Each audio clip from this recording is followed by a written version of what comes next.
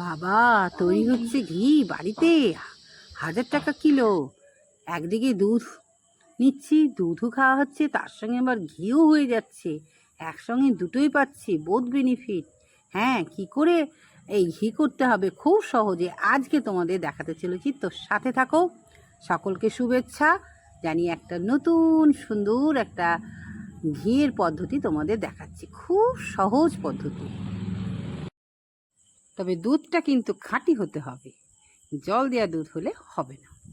প্রথমে দুধটাকে নিয়ে ফ্রিজে রেখে দিতে হবে কয়েক ঘন্টা। রেখে দিলেই ওপরে একটা সুন্দর স্তর পড়বে। সেই স্তরটা যখন আমরা তুলব অনেকটা কলগেটের পেস্টের মতো, লিকুইড, একটু ওর থেকে একটু লিকুইড। ওটাকে হাত দিয়ে সুন্দর করে তুলে নিতে হবে। তুলে নিয়ে বাটিতে রেখে দিতে হবে।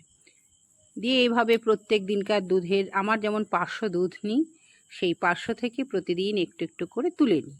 জমতে জমতে জমতে যখন ঠিক 15 দিন হয়ে যায়, মোটামুটি 1.5 বাটি মতন হয়ে যায়, তখন আমি ঘিটা বানাই। আগেকার দিনে মা দেখতাম দুধের সর থেকে ঘি করতো, কিন্তু এটা একটু আলাদা। এটা দুধের ওপরের অংশটা নিয়েই ঘি করতে হয়। কিচ্ছু না, না চটকাতে হয়, না ধুতে হয়, কিচ্ছু না। তবে একটা কথা কি, এটা করতে গেলে অবশ্যই লোহার কড়াই দরকার। লোহার কড়াই করলে কিন্তু খুব ভালো হয়। আর কেউ যদি মনে করো ননস্টিকে করবা, তাও হবে, কোনো ব্যাপার না। তবে অনবরত জাল দিতে হবে, নাড়তেই হবে। হালকা আঁচে করতে পারো, বেশি জাল দিলে কিন্তু ওপর দিয়ে উতলিয়ে যাবে। তাই বলবো দর্শক বন্ধু, খুব সাবধানে আস্তে আস্তে জাল দিতে থাকতে হবে আর নাড়তে হবে।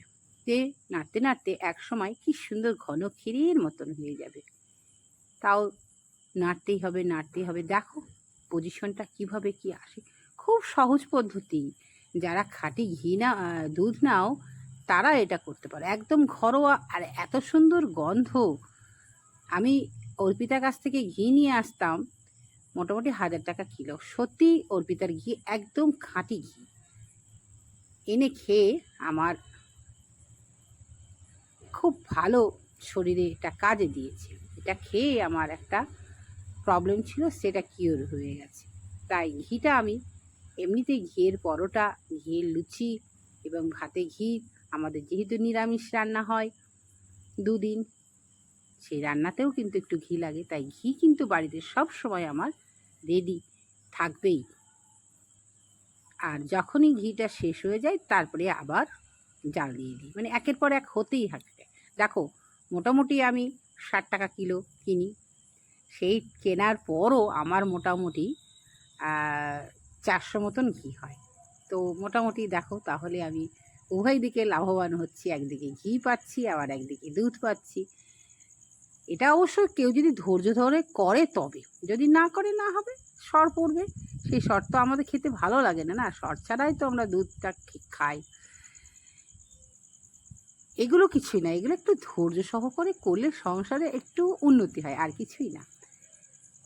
একটুখানি কষ্ট করে যদি একটা ভালো জিনিস পাই, করবো না কেন? দেখো আস্তে আস্তে কেমন সর্ষের তেলের মতন উঠে আসছে না?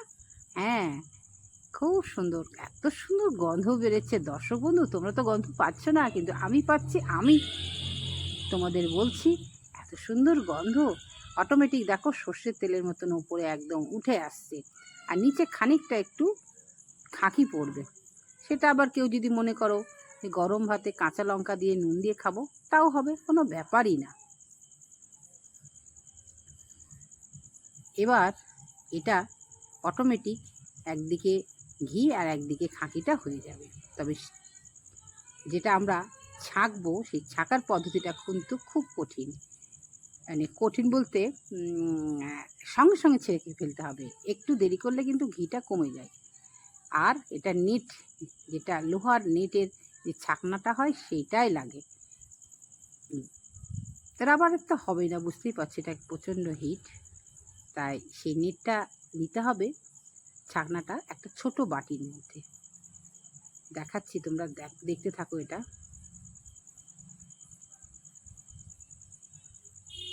হয়ে এসেছে, হয়ে এসেছে। দেখো সুন্দর ঘি হয়ে গেল চোখের সামনে। দেখো তো কত অল্প সময়ে ঘি হয়ে গেল না, খুব তাড়াতাড়ি, একদম এই দেখো, দিয়ে এটাকে ছেঁকে ফেলতে হবে। এর সঙ্গে সঙ্গে ওই যে হাতাটা দিয়ে চেপে দিতে হবে। যদি দেরি করি তাহলে কিন্তু সব ঘি ওই খাকিতে নিয়ে নেবে। তাই দর্শক বন্ধু, এই পদ্ধতিটা খুব তাড়াতাড়ি করতে হবে। এটাকে চেপে চেপে দিতে হবে, তাহলে ঘিটা পড়ে যাবে। দেখো কি সুন্দর কতটা হয়ে গেল না। 1.5 বাটি মোটামুটি 3 বাটির মতন ক্রিমটা পাওয়া যায়। সেই ক্রিম থেকে হয়ে গেল খাঁটি ঘি। ব্যাস, আবারও দেখা হবে পরের। আজকে আসি, তোমরা সকলে খুব ভালো থেকো এবং যে যার নিজের